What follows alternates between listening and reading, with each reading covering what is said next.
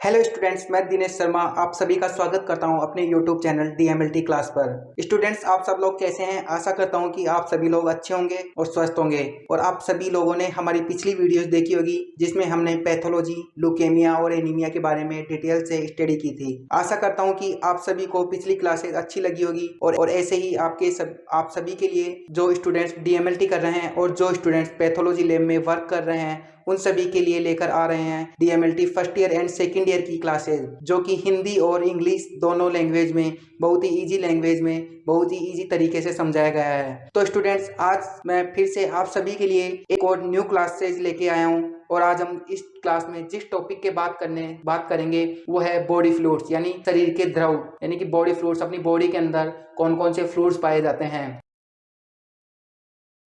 तो स्टूडेंट्स, आज हम स्टडी करेंगे कि what is body fluids, types of body fluids, function of various type of body fluids, function of various type of body fluids, normal value of various type of body fluids, lab diagnosis of various type body fluids, यानी कि body fluids क्या है, वो कितने types के होते हैं, उनके फंक्शंस क्या होते हैं, उनकी नॉर्मल वैल्यूज क्या होती है, उसको निदान करने के लिए कौन कौन से लैब डायग्नोसिस किए जाते हैं। तो स्टूडेंट्स, आज की क्लास में बॉडी फ्लूइड्स डिटेल्स में स्टडी करेंगे। तो आइए स्टूडेंट्स स्टार्ट करते हैं। स्टूडेंट्स, सबसे पहले कि बॉडी फ्लूइड्स क्या होते हैं। What is body fluid? A body fluid refer to any fluid produced by living organism also known as body fluids. एक जीवित जीव के द्वारा उत्पादित किए गए किसी भी प्रकार के द्रव को बॉडी फ्लूइड्स के नाम से जाना जाता है। यानी कि जीवित प्राणी द्वारा, मनुष्य द्वारा उत्पादित किया गया बॉडी फ्लूइड्स, चाहे से वो पेट से निकाला गया फ्लूइड्स हो, चाहे से वो CSF फ्लूइड्स हो, चाहे वो पेट से निकाला हो, चाहे लंग से निकाला गया हो, इन सभी को बॉडी फ्लूइड्स के नाम से जाना जाता है। In human the body fluids can be classified into two major type according to the location in the body. मनुष्य में शरीर के तरल पदार्थों को शरीर के स्थान के अनुसार दो भागों में वर्गीकृत किया जा सकता है, ECF एंड ICF। यानी ECF मतलब होता है एक्स्ट्रा सेल्यूलर फ्लूइड और ICF का मतलब होता है इंट्रा सेल्यूलर फ्लूइड। अब अपन देखते हैं एक्स्ट्रा सेल्यूलर फ्लूइड क्या होते हैं। The body fluid located outside the cell और सेल्स ऑफ एन ऑर्गेनिज्म। यह वह तरल या फ्लूइड्स होते हैं जो किसी जीव की कोशिका या कोशिकाओं के बाहर में स्थित होता है, यानी कि कोशिका के अंदर उपस्थित ना होकर कोशिका के बाहर आउटसाइड में उपस्थित होना एक्स्ट्रा सेल्यूलर फ्लूइड कहलाता है। It makes up about 25% of the total body water in human. यह मनुष्य में कुल शरीर के पानी का लगभग 25% भाग बनाता है। यानी कि जो एक्स्ट्रा सेलुलर फ्लूइड है, जो कि सेल के बाहर पाया जाता है, वो अपने बॉडी के 25% पार्ट से मिलकर बना होता है, पानी के। अब अपन बात करते हैं इंट्रासेलुलर फ्लूइड, यानी कि इंट्रासेलुलर फ्लूइड क्या है। इंट्रासेलुलर का मतलब नाम से ही पता चल रहा है, इंट्रा यानी अंदर। The body fluids located within the cell और all cells of an organism. यह वह तरल या फ्लूइड है जो किसी जीव की कोशिका या सभी कोशिकाओं के भीतर स्थित होता है।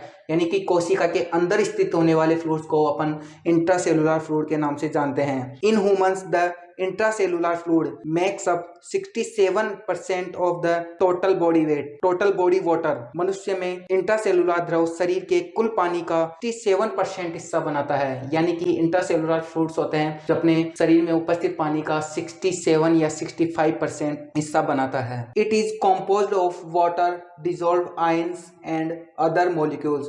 ये पानी, घुले हुए आयनों और अन्य अणुओं से मिलकर बना हुआ है। आगे हम स्टूडेंट्स बात करते हैं टाइप्स ऑफ बॉडी फ्लूइड्स, यानी कि बॉडी फ्लूइड्स जो इंट्रासेलुलर फ्लूइड के अंदर कितने टाइप्स के बॉडी फ्लूइड्स पाए जाते हैं और कौन कौन से बॉडी फ्लूइड्स होते हैं, उन सभी के बारे में हम डिटेल से स्टडी करेंगे। तो देखते हैं students, following types of body fluids commonly present in human body such as, जैसे कि अपनी बॉडी के अंदर निम्नलिखित प्रकार से बॉडी फ्लूइड्स या तरल पदार्थ, तरल द्रव उपस्थित होते हैं, जैसे कि हाइड्रोसिल यानी seminal fluid.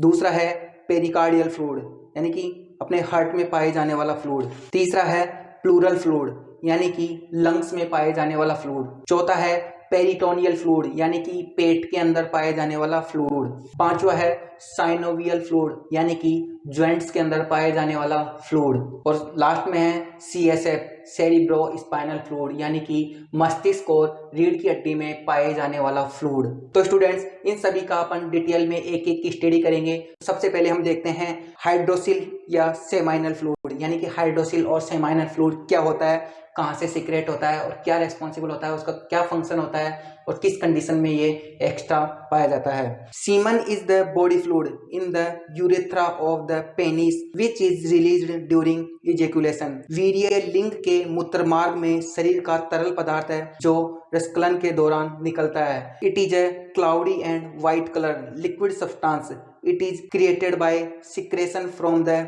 Male reproductive organ. यह एक क्लाउडी और सफेद रंग का तरल पदार्थ है जो पुरुष में प्रजनन अंगों से स्त्राव यानी सिक्रेट द्वारा बनाया जाता है। During ejaculation sperm will move through the ejaculatory duct to mix with fluid from prostate, seminal vesicles and bulbourethral glands forming semen। रसकलन के दौरान शुक्राणु स्खलन नलिकाओं के माध्यम से प्रोस्टेट, वीर्य पुटिकाओं या सेमाइनल वेसिकल्स और बल्बोयूरेथ्रल ग्रंथियों से तरल पदार्थों के साथ मिलकर वीर्य बनाता है। The fluid comes out from the penis at the time of ejaculation, normally a thin sac of fluid which surrounds the testicles। यानी स्खलन के समय लिंग से तरल पदार्थ बाहर निकलता है। आमतौर पर तरल पदार्थ की एक पतली थैली जो अंडकोश के छोर पर रहती है। When this sac become distended with fluid, a hydrosil form। जब ये थैली द्रव से भर जाती है तो हाइड्रोसिल फ्लूइड बन जाता है यानी हाइड्रोसिल फ्लूइड या हाइड्रोसिल द्रव बन जाता है। The average semen volume is ejaculation is 2 to 5 ml। एक कलन में वीर्य की औसत मात्रा 2 से 5 ml होती है। Semen from one ejaculation contain around 40 to 600 million sperm depending on the length of the time ejaculation lasts and the volume of ejaculation। स्खलन की अवधि और स्खलन की मात्रा के आधार पर एक स्खलन में वीर्य में लगभग 40 से 600 मिलियन शुक्राणु मौजूद होते हैं। आगे स्टूडेंट्स हम बात करते हैं कि अगर हाइड्रोसिल फ्लूइड या सीमन एनालिसिस करने के लिए इसका सैंपल कैसे कलेक्ट किया जाता है यानी लैब डायग्नोसिस करने के लिए कैसे इसका सैंपल कलेक्ट किया जाता है। सबसे पहले स्टूडेंट्स देखते हैं मास्टरबेशन यानी हस्तमैथुन के माध्यम से सीमन कलेक्ट कर सकते हैं। सेकंड है sex with the condom. Condom लगा के सेक्स करने से कॉन्डम के अंदर जो सैंपल इकट्ठा होगा उसको अपन एनालिसिस के लिए यूज कर सकते हैं। Sex with withdrawal before education यानी कि सेक्स करने से पहले सेक्स करते टाइम पे जो कि सैंपल इसका होगा उससे पहले ही उसको कलेक्ट कर लें। इजुकुलेशन स्टिमुलेट बाय इलेक्ट्रिसिटी यानी इलेक्ट्रिसिटी के माध्यम से सीमन का सैंपल कलेक्ट किया जा सकता है। आगे स्टूडेंट्स हम बात करते हैं प्रिकॉशंस व्हाइल कलेक्टिंग सैंपल यानी कि सीमन का सैंपल कलेक्ट करते समय किस किस चीज की सावधानी बरतनी चाहिए। Ask person to avoid sex for 24 to 72 hours before test यानी कि सीमन सैंपल का परीक्षण करने से पूर्व 24 से 72 घंटे पहले व्यक्ति को सेक्स से बचने के लिए कहा जाता है यानी कि 24 से 72 घंटे पहले वो कोई सेक्सुअल एक्टिविटी ना करे। Also to avoid alcohol, caffeine and drugs such as cocaine 2 to 5 days before the test यानी कि सीमन टेस्ट करने से पहले 2 से 5 दिन पहले शराब, कैफीन जैसे दवाओं से बचने के लिए कहा जाता है। The semen kept at the body temperature वीर्य को शरीर के तापमान पर रखा जाना चाहिए। The semen must be delivered to the testing within 30 to 60 minute from living body यानी वीर्य को शरीर से छोड़ने के बाद यानी कि सीमन का सैंपल कलेक्ट करने के बाद 30 से 60 मिनट के अंदर लैब में परीक्षण के लिए पहुंच जाना चाहिए। तो ये था स्टूडेंट्स सीमन एग्जामिनेशन यानी कि सीमन एग्जामिनेशन क्या होता है और सीमन क्या होता है यानी हाइड्रोसिल और सेमाइनल फ्लूइड क्या होता है और इसका टेस्ट करने के लिए कैसे कैसे किया जाता है, कैसे सैंपल कलेक्ट किया जाता है और इसकी क्या प्रिकॉशंस अप्लाई किए जाते हैं। तो स्टूडेंट्स ये था सेमाइनल फ्लूइड। तो students second fluid body fluids के बारे में अगर अपन बात करें तो वो है पेरिकार्डियल फ्लूइड यानी कि हृदय में पाए जाने वाला द्रव। पेरी यानी पेरिकार्डियल यानी मतलब होता है कार्डियल यानी हार्ट यानी पेरिकार्डियल हार्ट की पेरिकार्डियम लेयर के अंदर प्रेजेंट होने वाले फ्लूइड को अपन पेरिकार्डियल फ्लूइड के नाम से जाना जाता है। Pericardial fluid is the serous fluid that secreted by the serous layer of the pericardium into the pericardial cavity। Pericardial fluid एक सीरस फ्लूइड है जो कि पेरिकार्डियम की सीरस लेयर यानी कि परत द्वारा पेरिकार्डियल गुहा या केविटी में स्त्रावित होता है यानी कि सिक्रेट होता है। The pericardium consist of 2 layers. Pericardium 2 layer से मिलकर बना हुआ है such as parietal pericardial layer और visceral pericardial layer. The pericardial fluid present between parietal and visceral pericardial layer. Parietal और विसरल पेरिकार्डियम लेयर के बीच पेरिकार्डियल फ्लूइड प्रेजेंट होता है। This type of fluid is protect to heart from injury and external shock. यानी कि अगर हम बात करें कि पेरिकार्डियल फ्लूइड क्या रेस्पॉन्सिबल होता है, मतलब किस चीज के लिए रेस्पॉन्सिबल होता है, तो इस प्रकार का जो द्रव होता है हार्ट को इंजरी और भारी झटकों से बचाता है। It is responsible for prevent friction between the parietal and visceral pericardium layer. यह पेराइटल और विसरल पेरिकार्डियम लेयर के बीच घर्षण को रोकने के लिए जिम्मेदार होता है। आगे अगर हम स्टूडेंट्स बात करें normal values of pericardial fluid, यानी कि अपनी बॉडी के अंदर पेरिकार्डियल फ्लूइड जो प्रेजेंट होता है उसकी क्या नॉर्मल्स रहती है, उसके अंदर क्या कलर होता है और उसकी अपीयरेंस किस टाइप की होती है, उसके अंदर कितना ग्लूकोज प्रेजेंट होता है, आरबीसी प्रेजेंट होती है या नहीं होती है, डब्ल्यूबीसी प्रेजेंट होती है या नहीं होती है। तो स्टूडेंट्स देखते हैं अपीयरेंस यानी कि क्लियर, अगर अपन इसको देखें तो बिल्कुल क्लियर ट्रांसपेरेंट दिखाई देता है। अगर वॉल्यूम की बात करें इसकी तो ये 15 to 50 ml यानी कि 15 से 50 ml तक पाया जा सकता है। कलर, अगर अपन इसकी कलर की बात करें तो पेल येलो यानी कि पीला येलो हल्का। ग्लूकोज की बात करें पैरेलल सीरम वैल्यूज यानी कि जो सीरम के अंदर अपनी ग्लूकोज प्रेजेंट होती है या नॉर्मल वैल्यू 72 to 110 mg/dl उसके अकॉर्डिंग देखा जा सकता है। अगर अपन बात करें स्टूडेंट्स आरबीसीज की तो पेरिकार्डियल फ्लूइड के अंदर कोई आरबीसी दिखाई नहीं देगी नॉर्मल में। और अगर अपन डब्ल्यूबीसी की बात करें तो लेस देन 300 mm³ यानी कि डब्ल्यूबीसी की बात करें तो पर फील्ड के अंदर 300 तक दिख सकती है। स्टूडेंट्स आगे अपन बात करते हैं कि पेरिकार्डियल फ्लूइड्स को डिटेक्ट करने के लिए किस किस कंडीशन में डॉक्टर सजेस्ट कर सकता है कि पेरिकार्डियल को डिटेक्ट करना चाहिए। Pericardial fluid analysis is needed in 2 condition. तो स्टूडेंट्स हम बात करेंगे पेरिकार्डियल फ्लूइड एनालिसिस किस किस कंडीशन में किया जा सकता है और कब इसकी रिक्वायरमेंट होती है। तो नॉर्मली इसे कंडीशन में एनालिसिस किया जा सकता है, जैसे कि पेरिकार्डिटिस यानी कि पेरिकार्डिटिस वह कंडीशन होती है जब पेरिकार्डिटिस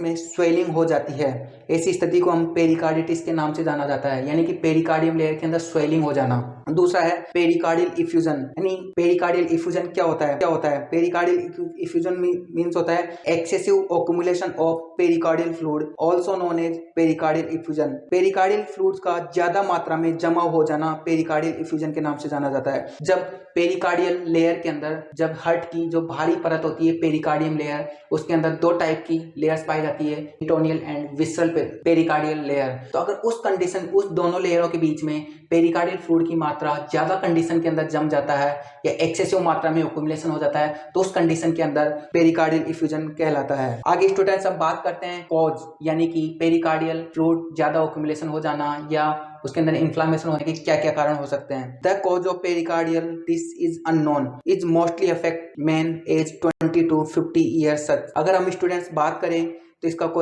कारण अज्ञात है, लेकिन फिर भी अगर देखा जाए तो यह मनुष्यों में 20 से 50 साल की उम्र में देखा जाता है। जैसे कि इन्फेक्शन, अगर कोई इन्फेक्शन हो जाए तो उस कंडीशन में एक कंडीशन हो सकती है निमोनिया, टीबी, हार्ट अटैक, अगर हार्ट सर्जरी हुई हो, किडनी फेल हो गई हो, ऑटोइम्यून डिजीज हो गई हो, इत्यादि कंडीशन में देखा जा सकता है। अगर हम स्टूडेंट्स बात करें सिम्टम्स की, यानी कि पेरिकार्डियल फ्लूइड्स के ज्यादा ओकुमुलेट हो जाने या इफ्यूजन हो जाने पर किस टाइप के सिम्टम्स हमको दिखाई दे सकते हैं, जैसे कि चेस्ट पेन हो गया, फीवर हो गया, मसल्स एसेज हो गए यानी मांसपेशियों में दर्द हो गया, चिल्स ठंड लगना, स्वेटिंग पसीना आना, फेटीज थकान होना, शॉर्टनेस ऑफ ब्रीथ सांस लेने में कठिनाइयां होना, नोजिया वोमिटिंग जैसा मन होना एंड वोमिटिंग होना, डायरिया दस्त लगना और हिकअप यानी हिचकी। आगे स्टूडेंट्स हम बात करते हैं lab diagnosis of pericardial fluid, यानी पेरिकार्डियल फ्लूइड्स को लैब डायग्नोसिस कैसे किया जा सकता है।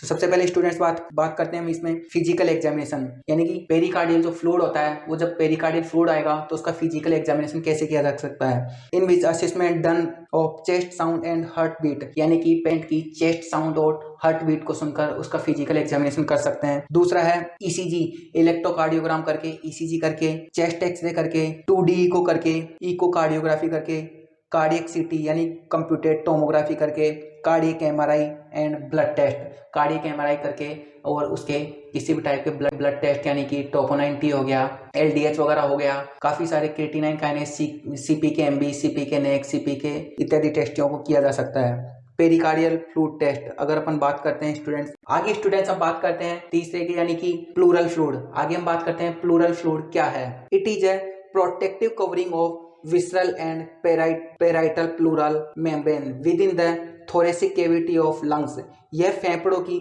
थोरेसिक कैविटी यानी वक्ष गुहा के अंदर विसरल और पेराइटल फुफ्फुस झिल्ली को एक सुरक्षात्मक आवरण है। Pleural fluid is secreted by parietal layer of pleura, यानी कि जो प्लूरल फ्लूइड्स होते हैं, प्लूरल फ्लूइड फुफ्फुस की पेराइटल यानी पार्श्विक परत द्वारा स्त्रावित होता है। It acts as a lubricant between two membrane, और जो प्लूरल फ्लूइड्स होता है ये दो झिल्लियों के बीच स्नेहक यानी कि लुब्रिकेंट करने का काम करता है। And facilities movement between lungs and chest wall, और ये छाती और फेफड़ों की दीवारों के बीच में सुगम बनाता है, यानी कि उसको मूवमेंट करवाने के लिए प्रोवाइड करवाता है। नॉर्मल वैल्यूज, अगर अपन प्लूरल फ्लूइड की नॉर्मल वैल्यूज के बारे में बात करें कि कितना परसेंट होता है, तो 10 से 20 ml तक ये परसेंट होता है। Enter any type of infection cause abnormal accumulation of fluid in plural space is called pleural effusion. किसी भी प्रकार के संक्रमण के कारण फुफ्फुस स्थान में तरल पदार्थ का असामान्य संचित हो जाना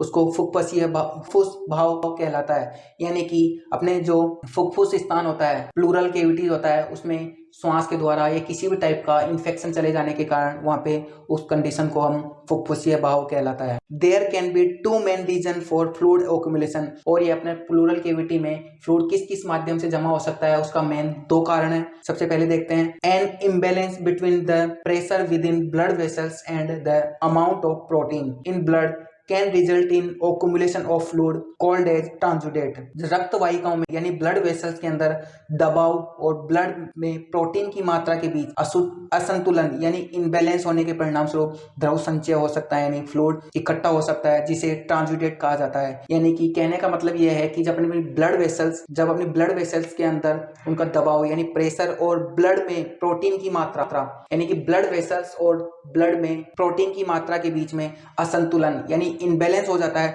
तो उस कंडीशन के दौरान ये फ्लूइड वहां पे इकट्ठा हो जाता है और उसे ट्रांसुडेट के नाम से जाना जाता है। सेकेंड कंडीशन है injury of inflammation of in the pleura may cause abnormal collection of fluid called as exudate. फुफ्फुस में चोट या सूजन से तरल पदार्थों का असामान्य संग्रह हो जाता है, इसे एक्जुकेट कहा जाता है। आगे स्टूडेंट्स हम बात करते हैं कॉजेज की, यानी कि इसके क्या क्या कारण हो सकते हैं, किस किस कंडीशन में ये प्लूरल फ्लूइड इकट्ठा हो सकता है। कैंसर, यानी कि कैंसर कंडीशन में हो सकता है। निमोनिया या बुखार वगैरह आ गया हो या निमोनिया हो रहा हो। Pulmonary embolism, viral infection and TB. आगे स्टूडेंट्स बात करते हैं यानी कि ऐसी कंडीशन होने पर मरीज को क्या क्या लक्षण दिखाई दे सकते हैं, यानी कि sign and symptoms. Pleural effusion is a condition in which the excessive accumulation of pleural fluid in a pleura cavity. ऐसी कंडीशन के अंदर प्लूरा कैविटी के अंदर प्लूरल फ्लूइड का ज्यादा जमाव हो जाना, उस कंडीशन में क्या क्या सिम्टम्स दिखाई दे सकते हैं, जैसे कि चेस्ट पेन हो गया,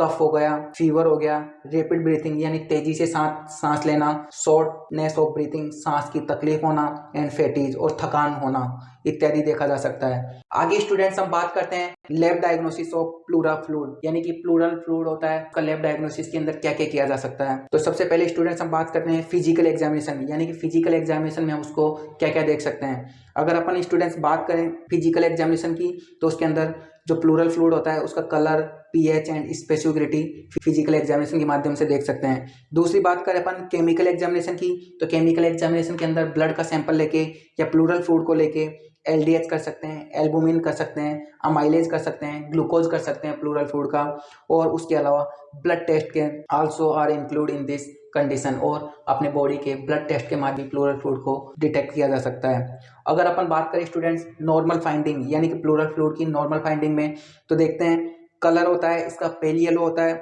और अपीयरेंस बिल्कुल क्लियर दिखाई देता है। अगर इसके पीएच की बात करें अपन स्टूडेंट्स प्लूरल फ्लूइड की, तो पीएच होता है 7.37 टू 7.47 यानी स्लाइटली एल्कलाइन। अगर आरबीसीज की बात करें तो आरबीसीज इसमें नील होती है, और डब्ल्यूबीसीज की बात करें लेस देन 1000 mm पर क्यूब, यानी कि पर फील्ड में 1000 से भी कम डब्ल्यूबीसीज दिखती है। अगर कल्चर की बात करें तो इसके अंदर कोई कल्चर ग्रोथ नहीं होती है। प्रोटीन 3 ग्राम पर डीएल। ग्लूकोज की बात करें तो सीरम के बराबर, यानी कि अपने जो ब्लड सीरम में प्रेजेंट होती है उसके अकॉर्डिंग हो सकती है। और अगर स्टूडेंट्स एलडीएच की बात करें यानी प्लूरल फ्लूइड के अंदर कितना एलडीएच हो सकता है, तो लेस देन 200। ये था स्टूडेंट्स प्लूरल फ्लूइड। आगे हम बात करते हैं पेरिटोनियल फ्लूइड, यानी कि अपने पेट में पाया जाने वाला फ्लूइड। तो students pleural fluid, peritoneal fluid क्या होता है? It is present in the peritoneal cavity of abdomen. यह पेट की या पेरिटोनियल गुहा या केविटी में मौजूद होता है। Peritoneum is a semi permeable membrane lining abdominal and visceral cavities. जो पेरिटोनियम एक अर्धपरागम्य झिल्ली होती है जो पेट और आंतों की गुहाओं को अस्तर करती है। The organs of abdomen are enclosed in the peritoneum. पेट के अंग यानी कि ऑर्गन होते हैं पेरिटोनियम में बंद होते हैं। Fluid is present between peritoneum layer and this type of fluid is known as peritoneal fluid. जो फ्लूइड्स होते हैं, फ्लूइड्स जो पेरिटोनियम परत के बीच मौजूद होते हैं और इस प्रकार के द्रव को पेरिटोनियम द्रव या फ्लूइड के नाम से जाना जा सकता है। जो पेरिटोनियल फ्लूइड्स है इसको एनालिसिस करने की क्या कंडीशन हो सकती है, तो इसको भी स्टूडेंट देखते हैं। The peritoneal fluid analysis is needed in two condition. Peritoneal fluid को एनालिसिस करने के लिए दो स्थिति हो सकती है। पहला है पेरिटोनियटिस, यानी कि in case of inflammation of peritoneum, यानी कि ऐसी कंडीशन जब पेरिटोनियम लेयर के अंदर इन्फ्लामेशन या स्वेलिंग हो जाए। दूसरा है पेरिटोनियल इफ्यूजन और एसाइटिस, यानी कि excessive accumulation of peritoneal fluid is abdomen, यानी एब्डोमेन के अंदर पेरिटोनियल फ्लूइड का एक्सेसिव मात्रा यानी ज़्यादा मात्रा में जमा हो जाना पेरिटोनियल इफ्यूजन या एसाइटिस कहलाता है। अगर हम स्टूडेंट्स बात करें पेरिटोनियल फ्लूइड्स की नॉर्मल फाइंडिंग, यानी कि अपने बॉडी के अंदर पेरिटोनियल फ्लूइड्स के अंदर नॉर्मल कितना प्रेजेंट होता है और क्या क्या इसके अंदर नॉर्मल फाइंडिंग की जा सकती है, तो बात करते हैं अपीयरेंस, यानी कि लाइट येलो और क्लियर दिखता है। वॉल्यूम, इसकी वॉल्यूम की बात करें लेस देन 50 ml, यानी कि 50 ml से कम प्रेजेंट होता है। आरबीसीज की बात करें, आरबीसीज इसके अंदर नील होती है, नेगेटिव होती है। डब्ल्यूबीसीज लेस देन 300 पर लीटर। और प्रोटीन की बात करें लेस देन 4.1 ग्राम पर डीएल। ग्लूकोज की बात करें 70 to 100 mg पर DL. Amylase 138 to 404 units. Ammonia की बात करें लेस देन 50 mg पर DL. And bacteria negative, fungi negative. आगे स्टूडेंट्स हम बात करते हैं पेरिटोनियल फ्लूइड के साइन एंड सिम्टम्स की, यानी कि ये ज्यादा मात्रा में इकट्ठा हो जाने पर या इसके अंदर इन्फ्लामेशन हो जाए, सूजन आ जाने पर क्या क्या साइन सिम्टम्स दिखाई दे सकते हैं, यानी कि एब्डोमिनल पेन या ब्लोटिंग, पेट में दर्द और सूजन आना। एब्डोमिनल टेंडरनेस, यानी पेट का जकड़न होना या पेट का तनाव में आ जाना। फीवर, बुखार हो जाना। लो यूरिन आउटपुट, यानी कि यूरिन पास आउट कम होना। चिल्स, ठंड लगना। ज्वाइंट पेन, ज्वाइंटों में पेन होना। नोजिया एंड वोमिटिंग, और उल्टी जैसा मन होना और उल्टी होना। आगे स्टूडेंट्स हम बात करते हैं lab diagnosis of peritoneal fluid, यानी पेरिटोनियल फ्लूइड्स के लैब डायग्नोसिस, यानी इसका कैसे निदान किया जा सकता है। जैसे कि ब्लड कल्चर का सैंपल ले लिया सीटी स्कैन करके, या ultrasound of abdominal. Gross appearance of peritoneal fluid, आगे हम बात करें यानी कि साइन जो पेरिटोनियल फ्लूइड्स होते हैं उसकी ग्रॉस अपीयरेंस, यानी कैसा दिखता है, नॉर्मल फाइंडिंग क्या क्या होती है। आगे स्टूडेंट्स बात करें क्लियर टू पेल येलो, यानी कि पेरिटोनियल जो फ्लूइड होता है अगर वो क्लियर और पेल येलो है तो इसका मतलब है वो बिल्कुल नॉर्मल है। अगर उसका कलर मिल्क कलर्ड, यानी कि दूध के जैसा दिखे, यानी कि मेलिग्नेंट ट्यूमर, या कोई कैंसर भी हो सकता है, लिम्फोमा हो सकता है, टीबी हो सकता है, या पैरासाइटिक इन्फेक्शन हो सकता है। अगर स्टूडेंट्स बात करें क्लाउडी या टर्बिड, यानी कि धुंधलापन या बिल्कुल क्लाउडी जैसा दिखे, तो peritonitis, primary bacterial infection, appendicitis and pancreatitis हो सकता है। अगर अपन स्टूडेंट्स उसके अंदर ब्लड प्रेजेंट है, यानी ब्लड दिख रहा है, थोड़ा आरबीसी टाइप में दिख रही है, रेड कलर में दिख रहा है, तो बीनिंग और malignant tumour. Internal organ bleeding, और अपने जो इंटरनल ऑर्गन्स होता है उसके अंदर कोई ब्लीडिंग भी हो सकती है। ये था स्टूडेंट हमारा पेरिटोनियल फ्लूइड। आगे स्टूडेंट्स हम बात करते हैं साइनोवियल फ्लूइड, यानी कि साइनोवियल फ्लूइड्स क्या होता है। और स्टूडेंट्स आपने देखा ही होगा, अगर जो स्टूडेंट्स लेबोरेटरी में काम कर रहे हैं तो सबसे ज़्यादा यही देखा जाता है आज टाइम में कि synovial fluid, examination of synovial fluid, यानी कि साइनोवियल फ्लूइड्स क्या होता है। This type of fluid content in joints, इस प्रकार का फ्लूइड जोड़ों में प्रेजेंट होता है, यानी कि अपने जोड़्स होते हैं, यानी कि घुटना हो गया, एल्बो हो गया, इस टाइप के जो जॉइंट्स होते हैं उन जगहों पे ये साइनोवियल फ्लूइड प्रेजेंट होता है। Normal synovial fluid is ultrafiltrate of plasma and is more viscous than CSF। Normal synovial fluid blood में प्रेजेंट प्लाज्मा का अल्ट्राफिल्ट्रेट होता है और CSF से अधिक चिपचिपा होता है, यानी कि and it is more viscous than CSF, और ये CSF से ज्यादा चिपचिपा होता है। It is responsible for lubricants the joint, ये जोड़ों को लुब्रिकेंट्स करने के लिए जिम्मेदार होता है। It is about 1 ml in each large joint and more viscous than CSF, ये प्रत्येक बड़े जोड़ में, यानी कि जो बड़े बड़े जोड़्स होते हैं जैसे कि जॉइंट्स हो गए, अपने एल्बो हो गया, नी जॉइंट्स हो गया, इनमें लगभग 1 ml पाया जा सकता है और CSF से अधिक चिपचिपा होता है। In this fluid, WBC count is less than 200 and RBC are not seen. इस टाइप के फ्लूइड में WBC की संख्या 200 से कम होती है और RBC एब्सेंट होती है। आगे स्टूडेंट्स हम बात करते हैं lab diagnosis of synovial fluid, यानी कि साइनोवियल फ्लूइड होता है उसका लैब डायग्नोसिस कैसे किया जा सकता है। और सबसे पहले स्टूडेंट्स बात करते हैं कलेक्शन ऑफ साइनोवियल फ्लूइड, यानी कि साइनोवियल फ्लूइड को कैसे कलेक्ट किया जा सकता है। It is usually aspirate from joint by arthrocentesis needle, यह आमतौर पर ऑर्थ्रोसिंथेसिस सुई के द्वारा जोड़ों से निकाला जाता है।